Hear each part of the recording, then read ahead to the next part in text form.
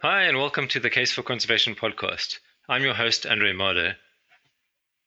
So, this is the very first full episode of the podcast. I won't do too much of an intro to the podcast as a whole because there's an entire 5 or 6 minute episode dedicated to that.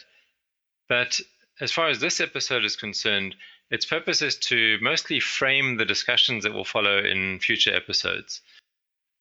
It explores the question of whether the conservation message is getting through, and if not, then why not? My guest was Tim Hirsch, who joined me from Copenhagen.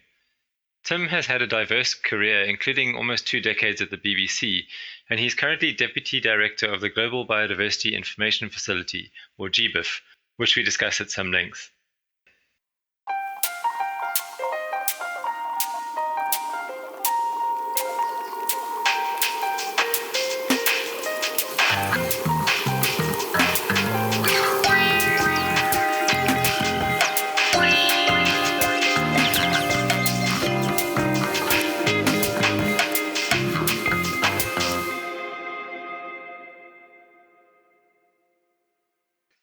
A question that I'd like to start off with all future guests, and which I'm particularly interested to ask you, knowing a little bit about your history, is how you got involved in conservation in the first place. And maybe sort of a second part to that question would be how you ended up where you are now.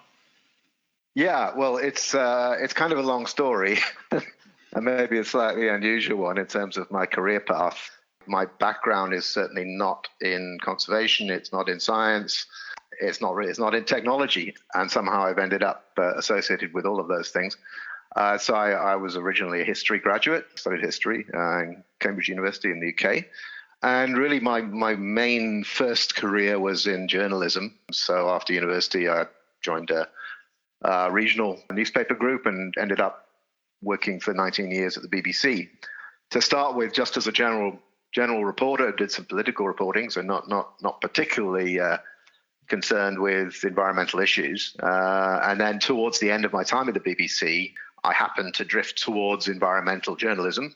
So I was an environment correspondent there for a while, but covering a very broad range, so everything from climate change to biodiversity, pollution, and in fact farming as well, and agriculture, animal diseases. It was a very broad brief. And then, as sometimes happens, I think, with journalists, once you become specialized in an area, you get more and more interested in that area.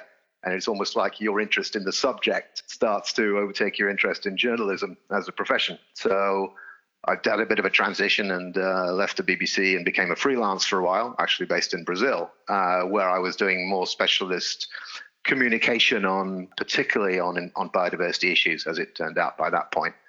From there, I started doing some consultancy communication work with various groups, including initially the Millennium Ecosystem Assessment that came out in 2005, and then subsequently the CBD, the Convention on Biological Diversity. That sort of took me more into the biodiversity policy area, and then happened to move into my present job at GBIF, Global Biodiversity Information Facility, which I guess we'll talk about more. So that's a kind of a short version of my somewhat unconventional career path. So you made the transition within your BBC career from non-environmental to environmental issues more or less by chance? I mean, you said you sort of drifted from one into the other. Almost by chance. I mean, I guess it exposed an underlying interest that I had, but for a while I was reporting from Wales, actually, and I ended up doing quite a few environment-linked stories, and then a job came up at that stage as an environment correspondent, and I went for it and I got it. So it was out of choice, but not something that I had always planned to do. So it was a bit of a drift in that direction in my career rather than something that I started out thinking I would be doing. Having said that, as a lot of us, ever since I was a kid, I was fascinated by natural history and loved my dinosaur books and that kind of thing. So there was always an interest there. And the current work at the Global Biodiversity Information Facility, that's been about 10 years now already. I joined in mid 2011, and initially I came in as program officer for engagement, pretty much the communication side. So that was really the specialism that I came with, was the communication rather than anything to do with the domain I was working in. So it was leading communications in this organization whose specialist area is around bringing together open data relating to biodiversity. That was going to be my next question, really, is what GBIF is and what GBIF does. Can you expand on that a little bit? Sure.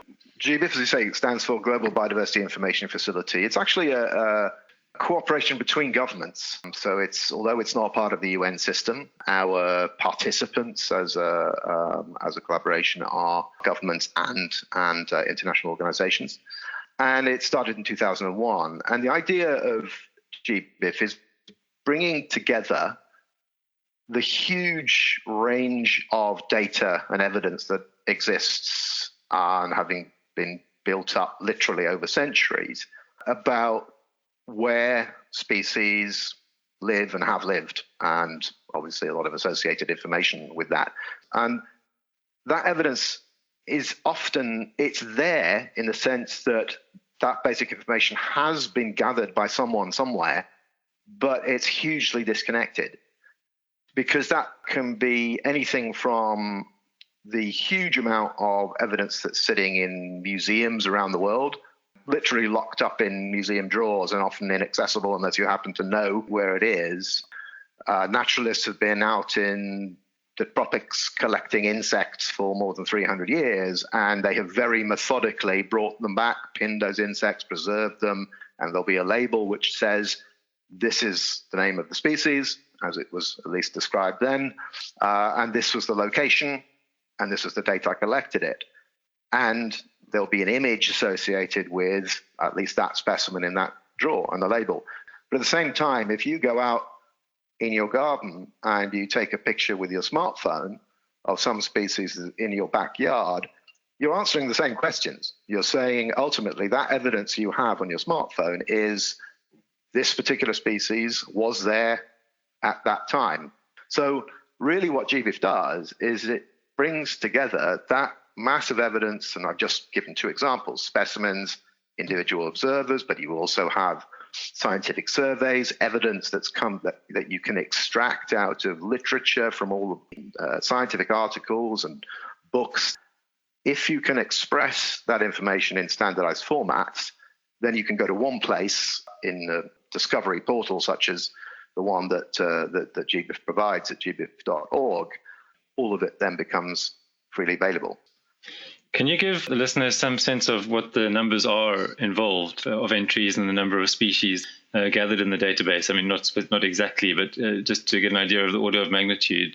Mm-hmm. So at the moment, we have just over 1.5 billion species occurrence records. So that each one of those is a record for the occurrence of a species in space and time. So each of those would refer typically to one organism, in other words, a named species with information about how it was observed or collected. In terms of the number of species it covers, it's sort of one of those questions which, again, sounds easy. It's a slightly complicated answer because there are all sorts of issues around taxonomy, how species are named and brought together, changes over time. So there's lots of detail around that question, but it's somewhere in the region of 1.6 million species has at least one record of the kind that I've described, and that's coming to us from. Currently, we have over 1,600 institutions in different parts of the world who are actively sharing data sets into GBIF. That data, that massive data, isn't coming to us all as simply as individual records. One institution might be serving us several million individual records. Just for a bit of context, the figure for the estimated total number of species in the world at the moment from a recent paper, which I think said 8 or 8.5 million species. So 1.6 is a very substantial proportion of that. And also to add to that only a small portion of that 8 point something is actually described in the first place. For now, perhaps we should transition onto the main topic, which is the communication of biodiversity. And of course, the work of GBIF is very relevant there, but we'd like to sort of zoom out a bit and talk about that more generally. But before I ask the first question specific to that, I think that all people in the field of conservation consider biodiversity and the conservation of biodiversity to be an issue of global significance. And by that, I mean an issue which sort of belongs up there, on the news next to climate change and land degradation and even hunger and poverty and these sort of major issues of our time. So I just wanted to get your kind of aerial view of where you think biodiversity belongs in the global discussion, and so perhaps a good lead into the discussion about communication, because assuming that biodiversity is not where it needs to be on that stage, we're going to talk a little bit about why it's not there. Yeah. So on the question of does it belong there? Well, yes, I think yes, it is. I mean, but you could say it's there for different kinds of reasons, and it depends on what is it that makes us feel that an issue is of global importance.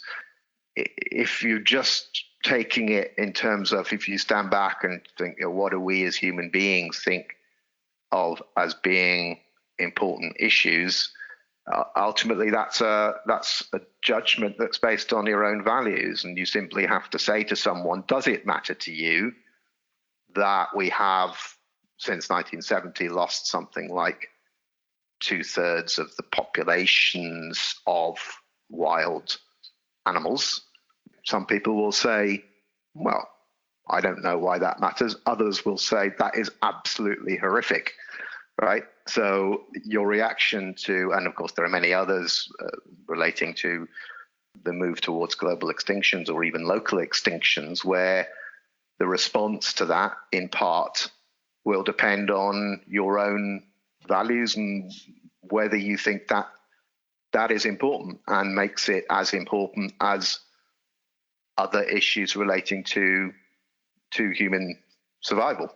But there's another way of looking at it, which is looking at why that loss of biodiversity is important for all of the same reasons that other issues of human survival are important. And that's where a lot of the biodiversity debate and science has gone recently, around looking at the linkages between loss of biodiversity and different components, and then what's coming back to people in terms of benefits, whether it's economic or survival benefits or cultural benefits or aesthetic and mental health benefits. So, and on that side, I think equally we can show pretty convincingly that what's happened already and where things are going with biodiversity is so closely interlinked with many of these other issues that you can't really separate it. So, I mean, if you just take something, let's say climate change and food security, the linkages between biodiversity, climate change, and food security are all so closely interlinked that I think that in itself pushes biodiversity up to be an issue of global importance, regardless of that broader question of whether we are and should be horrified by what's happening to biodiversity in its own right. Going back to some of your past experience as an environmental correspondent, how did biodiversity feature among the other environmental issues there, and as a proportion of airtime, and also as a means of stimulating viewer numbers? So, yeah, I mean, the first thing to say is it's going back a bit. So we're talking about sort of ancient history, and I stopped doing that in about 2006. But and so I can't give you precise numbers in terms of airtime. But I think as an issue, if we're talking about sort of the big issues around biodiversity, it wasn't very prominent. If you compare it, for example, the stories I was doing on climate change and going to the Kyoto conference and all that kind of stuff, and even compared with the agriculture stories I was doing and around agricultural policy and even around pollution issues, I think biodiversity was not very prominent. Having said that, there were quite a few of the stories which we would broadly regard as human interest stories, which often were about conservation, were about species survival, but typically weren't represented as being part of the biodiversity issue. So probably if you analyze, the stories I was doing, there were quite a few that you could say were directly connected with biodiversity. But I think it's fair to say that I was not covering biodiversity as a global issue in anything like the same level that I was for example, climate change and agriculture. Yeah, I think that's very often. I mean, I guess the reason why the word biodiversity was coined in the first place was as a means of expressing the importance of that side of nature. The fact that it is so incredibly diverse, and we're talking about 8-point-something million species. And yet, what makes the headlines is very often, about a specific species or even a specific population or individual.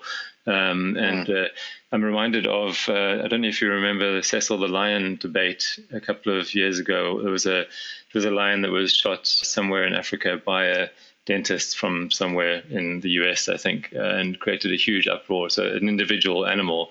And at the same time, the black rhino was being poached into near extinction.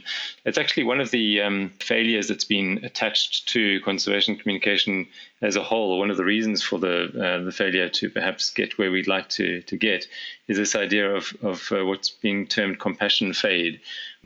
People were surveyed and were found to be willing to donate more to a cause where there was the face of a particular person in trouble rather than an entire community or an entire country. But more generally speaking, my assumption is that there is a communication problem with biodiversity. We have a very good product, but it doesn't seem to be as high on the global stage as it needs to be. And species are going extinct at a fairly rapid rate, and at the same time, people are generally not very aware of what biodiversity is in the first place, and very often quite well-educated people. Do you agree that we're failing in communicating, or do you think that we're getting better? It's certainly true that if you compare it, and often people do make this comparison with climate change, for example, the communication of biodiversity as an issue does lag far behind. But I think sometimes we in this sector will sometimes, I think, almost exaggerate that shortfall because we're always looking for the communication, the understanding to be on our terms. In other words, relating to the biodiversity issue. I think that when you dig deeper into it and you look at what people do understand and do care about, it often ranges pretty widely, I think, over the biodiversity landscape. It's just not obviously there. And I'll give maybe two examples, both in relation to climate change, actually. One, and I remember making this point ages and ages ago, if you think of what's one of the most iconic images to reflect climate change, which incidentally is really difficult to see, climate change, it's an image of a polar bear stuck on this isolated piece of ice surrounded by lots of, one assumes, recently melted ice and a massive ocean. And so to express that and get to people's hearts in terms of the impact of climate change, they're actually using an issue which is about biodiversity, the polar bear extinction risk. And then bringing it more recently, I think when you look at a lot of the protests that were taking place, and it seems a long time ago now with COVID, but all of the Greta Thunberg inspired protests that were going on around the world, and that whole movement was actually which was termed Extinction Rebellion, although actually the media has tended to always frame that in terms of the issue of climate change. Just the very term demonstrates that actually mixed in with a lot of what people and younger people are concerned with, there is a huge amount that relates to biodiversity as well. But what is also true is that often when you hear the concerns expressed, there is often a conflation, of a mixing up of concerns about biodiversity, which then somehow come under the umbrella of climate change. And actually there's nothing wrong with that, because the fact is that there is a huge connection. And it is true that if we want to deal with issues of biodiversity loss, then as a start, we have to get climate change right. So people are not wrong at all to make those connections and almost see biodiversity issues as being a subset of what is often given the shorthand of climate concern. Now, of course, the fact is that there are many other aspects to biodiversity that it's essential to be aware of. But even there, I think, again, if where people are really looking at diets and the use of land, deforestation, often maybe it starts out in the climate context, but as we know, that is also connected with the major drivers of biodiversity loss. So I guess what I'm getting to, I suppose, is yes, I do agree that the issue of a lot of the issues of biodiversity have not come into the mainstream of public debate in the same way that other issues have. But I think there's actually, we can see from the concerns that people express that there is massive potential and I think actually growing trend for biodiversity concerns to be mixed up in all that, even if it's not expressed as specifically in the biodiversity agenda. Can you think of any examples where an understanding of biodiversity and conservation is more closely linked to some of the more tangible aspects of human well-being, like where our food comes from and our water comes from and that kind of thing?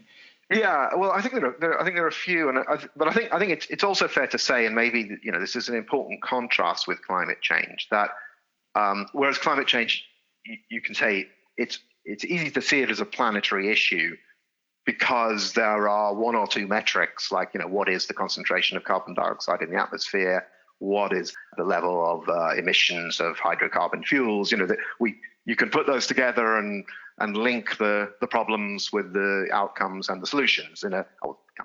There's massive complications clearly in climate change, but with biodiversity, that's even more challenging, because the fact is that the impacts of biodiversity loss are just almost infinite because of the different, very often very localized impacts that may have.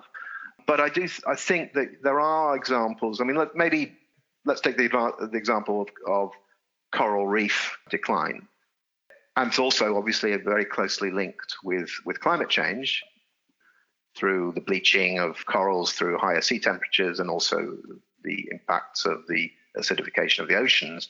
But there's clearly, an absolutely direct link there with biodiversity. And I think even if people have only ever seen them on a David Attenborough documentary, I think people do understand and do care about the extraordinary diversity of life that coral reefs support.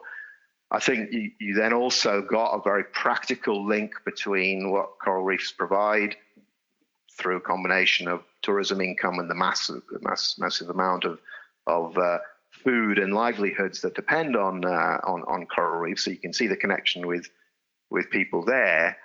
And it's also, I think it's in a sense it's a good example to help bring these things together, because you can see, or we can show, that the impacts on coral reefs are a whole range of different factors. So some of which are kind of more directly in our control than others. So climate change is obviously it's a long-term impact, but we also know that the impacts of overfishing have a big effect on coral reefs.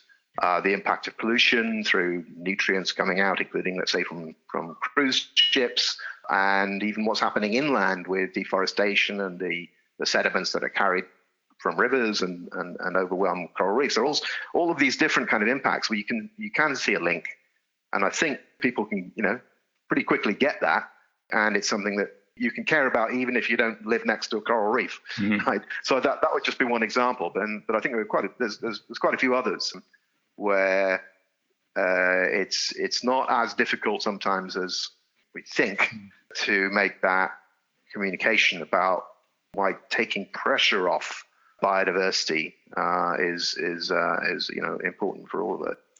I guess that part of what I'm sort of hung up on in terms of my assertion that there is a communication problem is that I often speak to people who are or have a very similar background to what I do. They've been lucky enough to get a good education, and they're in a position of relative influence. They can contribute to the literature, and then other people who I might not know that well, but who I think about, people who are in a real position of influence. Wealthy, doing well in business, and obviously in politics as well. And it seems like in those realms, biodiversity and conservation ranks pretty low. Would you agree that with the right kind of work, we could get it higher up on those agendas? Yeah, often among groups you would expect to be better informed or have be more conscious about this. It is often very low down in the hierarchy of concerns, so I can put it that way.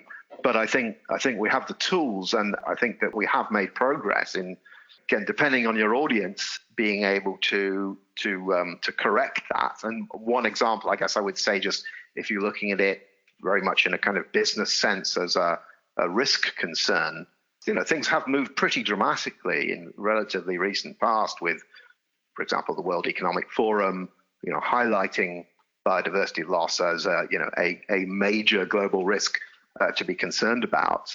And sure that the mainstreaming, as it's called, of that is still got a huge amount of work to do. But I think that if that's the kind of route into bringing this into the consciousness of at least some groups, I think there's a lot to now work with to be able to get those messages across. And the same is true, I would say, for other priorities as well. Just sort of sticking to the problem side of things for a bit longer, you and I spoke before the podcast a while ago about a chapter in a book that I had come across, Effective Conservation Science, Data Not Dogma. There's a chapter there on why we're not effectively communicating conservation. And the authors, they listed 5 reasons that, according to them, were the ones for this problem. And I just wanted to go through those quickly, and then maybe just to ask you whether you think these are all well-founded, or any of them are a bit of an overstatement or an understatement. One of them we've mentioned already, which is this idea of compassion fade, that people, according to the psychology literature, people respond very often better to the face of an individual person or an individual animal rather than the idea of an entire species or an entire continent full of species or whatever it may be. So that's one. And then another one is, which I found quite interesting, was that we as conservationists, according to the authors, assume that there's a lack of information, that people need more information, whereas actually there's plenty of information out there. It's really more a case of how that information is sort of brought across. Any comments on those two?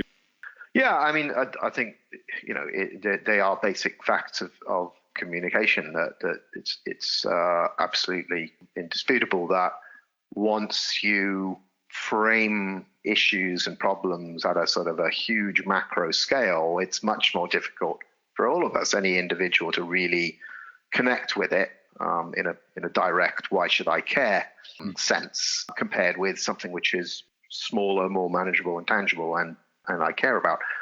Having said that, I think that's largely just, that is a question of communication skill. There are perfectly good ways of doing the two things together, and so you bring concern about a public issue in kind of formats and stories that, through illustration, will enable anyone to get it and care about it. So I don't think those things are in. It doesn't necessarily mean you have to, dumb down and only talk about Cedric the lion or whatever, as opposed to the broader issue. So I think that's just a kind of fact of life of communication. On the question of do we need more information, again, I'm sure that's true, that it's not purely the volume of information, and it is the way in which that information is packaged and communicated is important. But having said that, from the science and the policy sense, we still do lack a lot of the basic information, or at least it's not there in forms that can be put to use. I think it's slightly dangerous sometimes. You do sometimes hear this, people say, what's the point of collecting more evidence because we've already got enough? Well, yeah, we have got lots of evidence, but the fact is, to keep that evidence up to date and meaningful, you have to keep collecting it, right? But I do agree that you could say it's not primarily a question of the amount of information in terms of communication. It's how you put it across appropriately to different audiences. One of the others is the assumption, the mistaken assumption in the view of the authors that fear is a good motivator. And I think that's not just about biodiversity, maybe more climate change perhaps than biodiversity, but I think certainly that mechanism is used a lot in biodiversity and in conservation. And I'm not sure about you, but as an individual, I found myself getting quite jaded by messages of doom and gloom. Yeah, and I think it's a very kind of delicate balance, because the fact is, when you look at the big overall macro trends, they have been sliding in the wrong direction, and it's almost like, you understand it's fatigue because you keep saying the same thing over and over, frankly. However, the fact is that when you look at what's been going on in the last 10, 20 years, there is a lot of extremely positive evidence there. People have done things that really work. And I mean, just as an example, there's research which is just coming out that shows that in the absence of conservation measures that have taken place just in the last 10 years, we would have seen between 2 and 4 times the number of birds and mammals having gone extinct.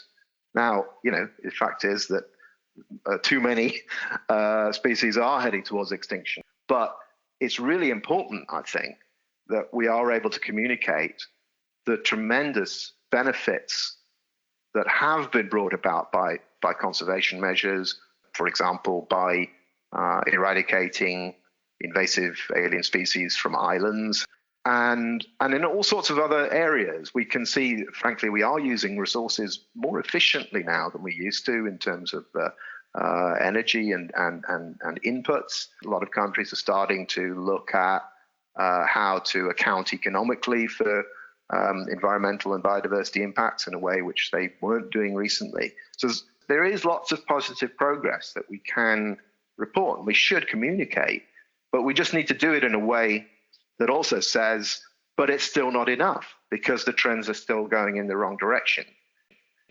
I think that people are more likely to be interested in something when they feel that they have some degree of control over it and even some degree of ownership over it. They feel like they're kind of taking part. They're not just the recipients of news, but they're part of the solution. And it is really good to see some of the progress that's been made. I'll just very quickly mention the other 2 of the 5 points made by the authors, but perhaps I can just skim over them. One is the assumption that we have been on the sort of harm and care model for some time, whereas other people might be, their values might be more based on purity or authority or loyalty, depending on their cultural context, perhaps more than anything else. Mm-hmm. And then the other one, the last one, is quite similar to the compassion fade issue that we've mentioned a couple of times, and that is psychological distance. The idea is that conservation is not thought of as that important if people think about it as being something for future generations or faraway places. And I think when I worked for many years actually in urban biodiversity and the work of subnational governments, this came up quite a lot because in when was it, 2007, I believe, or somewhere around there, when I was doing that work anyway, that was when the world officially became more urban than rural. And one of the points that we very often made was that this means that people are more removed than ever from nature and therefore, less likely to think about it and to care about it. Yeah, I'm just maybe just picking up on the last one because I think it's a really interesting point, and it's a bit of a hobby horse of mine is that in a sense a good example of this is when you look at a typical wildlife documentary. You can go through hundreds of hours of beautiful, beautiful wildlife films and never see any impacts of humans, or never see any evidence of humans, rather. And it's almost like there's this fantastic world that exists, but somehow in some parallel universe that doesn't have any link with what we see around us. And I mean, in a sense, there's nothing wrong with that, because the fact is that wildlife documentaries have done a fantastic amount to make people care about wildlife. But sometimes it can almost be dishonest in the sense that the reality is that a lot of those sequences will be filmed in an environment where there's been a lot of human influence. But what's focused on is this pure interaction of nature, as if people weren't there.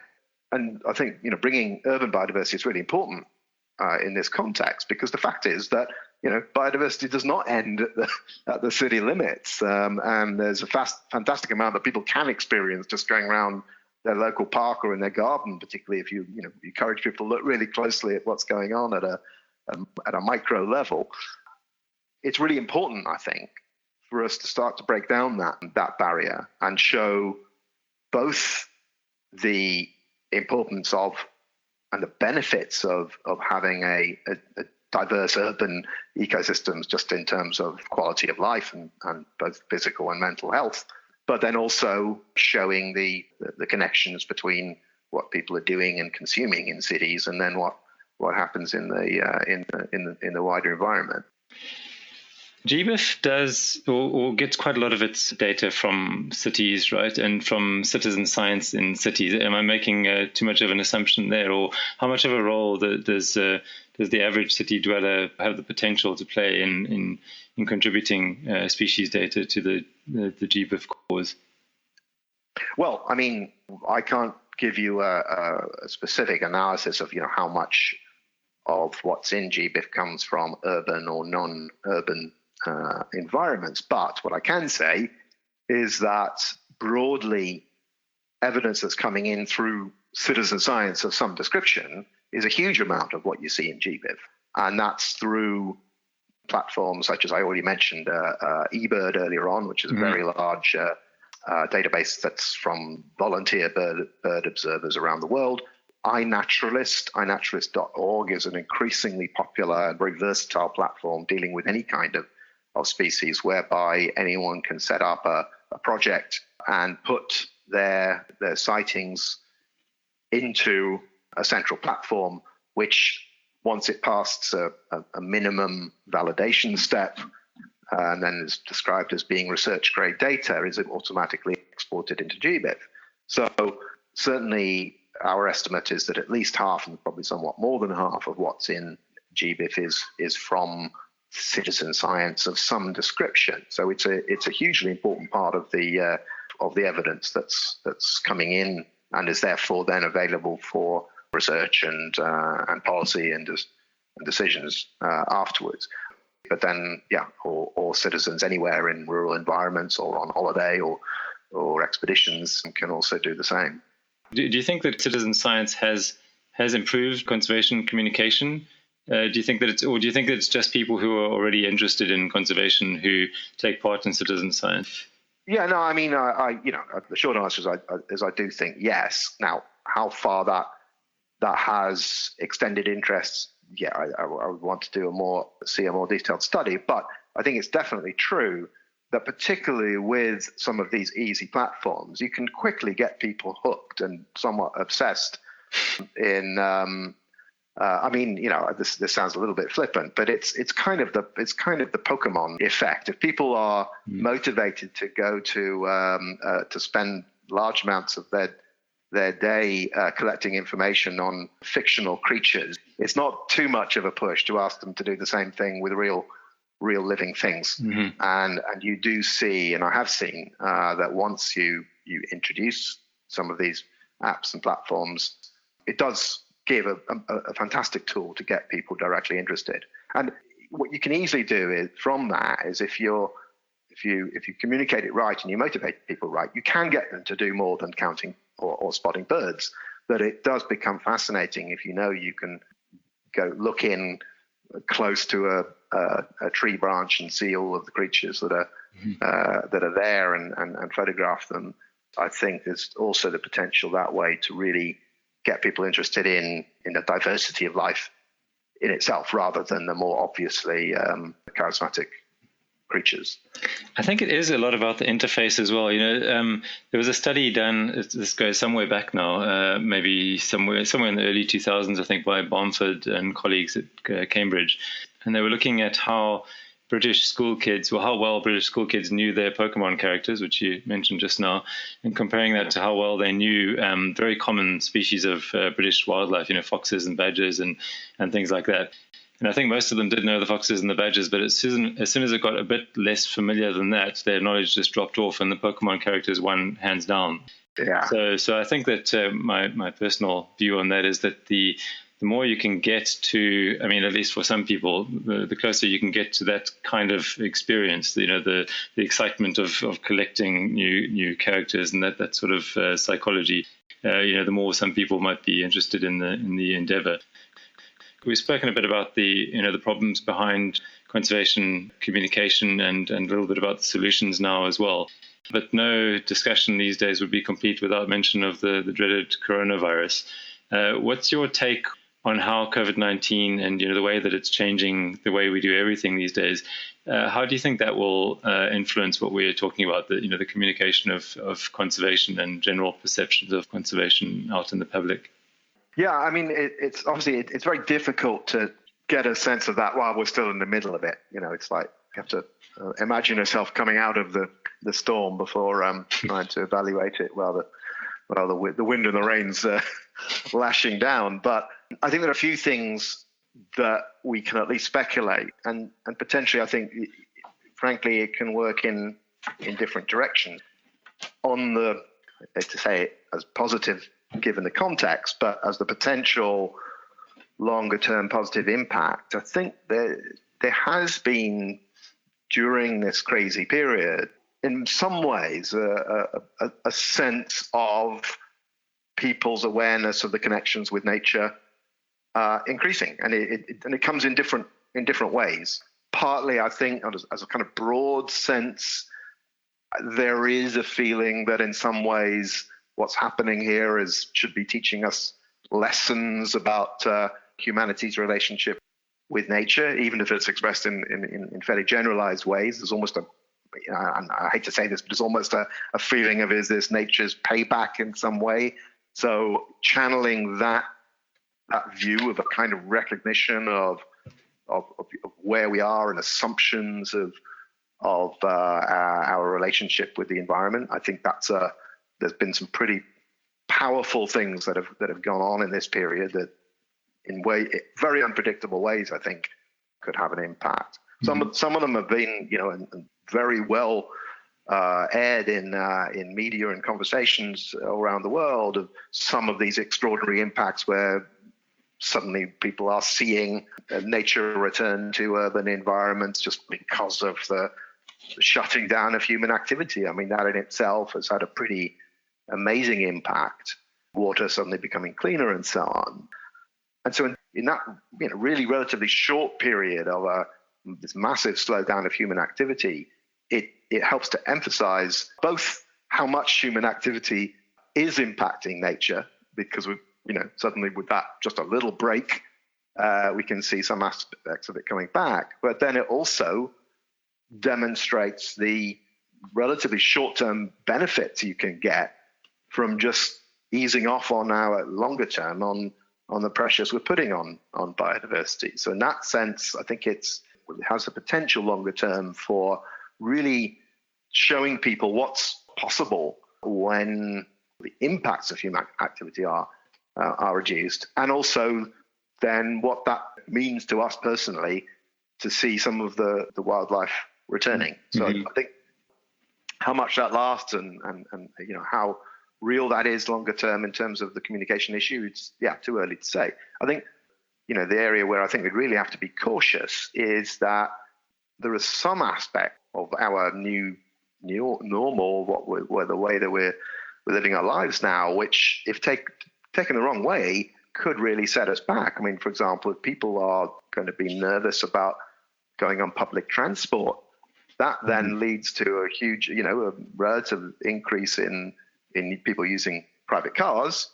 Hopefully it will mean more bikes and walking as well. But, you could see some negative impacts there because of the onward impacts in terms of pollution and contribution to climate change from if we do move away from public transport. But then in other ways as well, where if because of the absolutely critical issues facing national and global economies, that in a sense an easy or a natural response to that could be that we can't afford to carry on with the same sort of regulations and environmental considerations in whether it's building or industries. There could be a temptation actually to remove what's been a real advance in terms of our cleaning up of industrial processes, because there'll be so much that the huge priority there's going to be to build back. I think that will need to really probably fight against what could be some quite negative tendencies if we go back to just a narrow view of growth where we just need to get the economy running without considering some of the negative impacts on biodiversity. So it's impossible to say which of those two trends will dominate, and so it's much more complicated than I just outlined. But I think we can sort of see some potential positives and negatives from what will come out of this. It's like a massive unintentional experiment, and most of all a psychological experiment, because what matters most, coming out of it will be behavior change, as you alluded to from various different angles there. It all depends on what we learn from it and how we cooperate to move forward. And I guess that, there'll be sort of lots of relatively mini experiments in different parts of the world, according to how different countries, for example, and even the subnational level, how responses vary. And then I suppose there'll be good and bad case studies that come out of that. But as you say, at this stage, there are just so many potential positives and so many potential negatives that it's hard to sum them up. It's just a huge task. Yeah. One other positive, I guess, or potential positive, and quite a big one, is the fact that, under lockdown, under various sort of levels of lockdown, people have apparently been taking to the trails more than they used to. So people who would ordinarily not spend very much time in nature are spending a bit more time in nature. And obviously that has potential impacts. Just having too many people in one place can be a problem. But I think from a point of view of influence on people's thinking, the literature suggests that that's good for conservation. Oh yeah, I think so, and I think that really is one of the positive things, and I don't know, again, this all turns out to be so anecdotal, but in many experiences that people have and stories that you hear, just the change in terms of bringing people together, whether it's extended families or neighborhoods. I think just having been faced by this very immediate crisis, there has been an extraordinary amount of people suddenly being more aware of the other people around them and responding appropriately in kindness, in supporting particularly, obviously in particular elderly neighbors or relatives. And who knows what does that in some way scale up to higher levels of solidarity and compassion at different scales, because so much of what issues such as biodiversity do end up being about global solidarity. So impossible to know, but maybe that would be some other impact that we see coming out of the pandemic. So, Tim, apart from your role at GBIF, you've also been centrally responsible for something called the Global Biodiversity Outlook. Yeah, so the Global Biodiversity Outlook series are documents that are published every 5 years, more or less, and they're the flagship publication of the UN convention that deals with biodiversity. So it's the CBD, the Convention on Biological Diversity, and they're intended to be periodic bringing together of the state of world action around biodiversity, with a particular emphasis, since it comes from a UN convention, on how the action of governments, but also other sectors, business and the NGO sector, how that collective action can be summarized in a general outlook. So it's not carrying out new research, but they're looking at the best available information from various indicators and summary of the research that's been done, and reports that are coming from national governments, and in a relatively compact document giving an outline of the state of play. My recollection is that it's very graphics rich, lots of icons and pictures and diagrams and that kind of thing. And not just that, I think you can have plenty of pictures and diagrams without being simple. But the way that they're portrayed, I find quite straightforward and quite easy to read. Yeah, a lot of it has been around helping to understand, first of all, what indicators are telling us about trends, and also in helping to influence the way that targets and strategies are set. So, for example, the third Global Biodiversity Outlook, which was the first one I was involved in, which came out in 2010, was in many ways the background document which helped to frame the targets that were set at that time, and the biodiversity strategy from the last decade, so 2011 to 2020. That's the meeting, the conference that set those targets in 2010, was able to use the analysis from GBO3, the Global Biodiversity Outlook, published just before that, to help to frame the targets. And then the last one, so the fourth one that you mentioned, which actually came out in 2014, was a kind of a halfway checkpoint. So, okay, we set these targets in 2010. How are we doing as we get towards the middle of the decade? And then the one that's coming out now, the fifth outlook, is to a large extent looking at, well, how did we do? What's the overall evaluation of how the world did or did not reach or get close to the 20 targets that were set in 2010, but then also looking at what the current state of knowledge is telling us about our options for the future, for the next 10 and indeed the next 30 years. So it's that through that kind of periodic series, it's helping to frame the government setting of targets and the strategy for meeting the biodiversity crisis. Can you tell us what the sort of short message is from the GBO5? How well are we doing, or how badly are we doing? So the broad message is that the targets that were set for 2020, 10 years ago, have generally speaking not been met. That's frankly not going to come as any great surprise, because there was this very large report, the Global Assessment of IPBES, which came out in 2019, which pretty much said that. But this was, if you like, a final and up-to-date evaluation, and all of that remains true. Also, that on the whole, things continue to move in a bad direction in terms of extinction risk and species populations. But the other side of it is that there has been, as we discussed before, significant measurable positive impacts from the activity that has been carried out by governments and many more groups around the world in the next decade.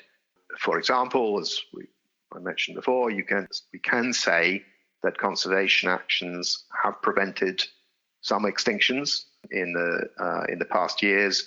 We also know that there has been an impressive increase in the area of land and ocean that is set aside specifically and legally for conservation purposes. So that's one of the areas where we know there's been progress. There's also in the area of, for example, being much more aware of and identifying the risk areas from invasive alien species as a very significant conservation threat. There's been a lot of work done to establish risk assessments, and in some cases, particularly on islands, successful examples of where well-planned action has reduced extinction risk. So there are areas of success that can be documented, and we do that in the Outlook. The other message, I guess, is that when we look into the future, based on the latest models and scenarios, looking at how different choices and different policy mixes will affect biodiversity, we can say that it is still possible not only to slow and eventually end the loss of biodiversity, but actually start to bring it back through restoration. And there's a phrase that's now becoming fairly commonly known within this particular world, which is bending the curve, where if you look at the overall trend related to biodiversity, things are still going down in the wrong direction. And at some point, the question is, how can we get that curve eventually to at least to flatten, and then to move upwards in terms of bringing back some of the diversity that we've lost. And the overall message is, yes, it is possible, frankly, within the next 10 years or so, to start bending that curve, but only through a combination of actions, each of which is necessary, but none of which is sufficient on its own. And that will include getting climate change under control, is absolutely a prerequisite for all that. It's looking at the food system, both in terms of how food is produced and the way that land is used critically to produce food in global agriculture, and consumption habits, diets, our choices for diets, and the amount of food that currently goes to waste. So these are some of the key factors, plus conservation in a wide range of different activities. And so that means continuing to step up not just the amount of land that is set aside for conservation, but first of all, making sure that those protected areas really are protected rather than just being protected on paper, but also then looking at protection of biodiversity in the broader landscape. So not just thinking of conservation being in these islands of protected areas, which might add up to a large number, but if they're not connected with each other, then a lot of biodiversity is going to be lost. So it's the overall message, I guess, is it's a kind of if I can use this phrase, a sort of yes we can message in terms that it is still possible to meet that vision of going halfway through this century and seeing a society that's somehow in harmony with nature, but only with a pretty radical set of steps.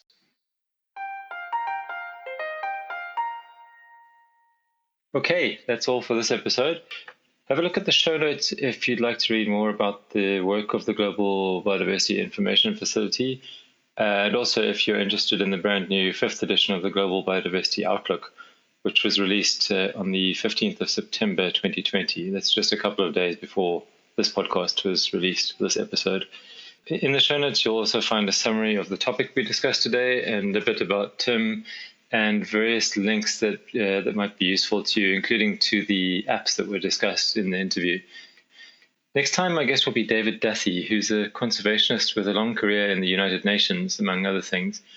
And we'll be examining some of the assertions that are frequently made but seldom explained about the links between nature and zoonotic diseases like COVID-19. This should be really interesting and, of course, very relevant given the ubiquitousness of the pandemic these days. So I do hope you can join us.